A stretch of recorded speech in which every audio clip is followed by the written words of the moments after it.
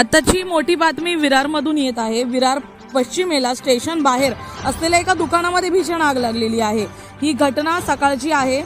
बुधवार सकाळी अचानकच या दुकानाला आग लागली। वसई विरारमध्ये ही दुसरी भीषण आग लागल्याची घटना आहे 24 तासामध्ये।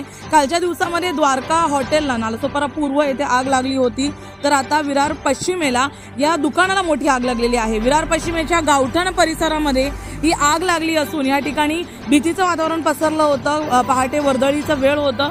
नागरिक या ठिकाणी ये जा करत असतानाच अचानक या दुकानाने पेट घेतलेला आहे। याच्या आजूबाजूला आहे जे मोठ्या प्रमाणात हॉटेल आहेत, काही कॅफे देखील आहेत, त्यामुळे आग पसरण्याची भीती होती। वर्दळीचं ठिकाण होतं, परंतु कोणतीही सुदैवाने जीवितहानी झाली नाही। यामध्ये आगीचं कारण अद्यापही स्पष्ट झालेलं नाहीये। तर वसई विरारमध्ये दोन मोठ्या घटना या 24 तासामध्येच घडून गेल्या असल्या कारणाने नागरिकांमध्ये मात्र भीतीचं वातावरण पसरलेलं आहे।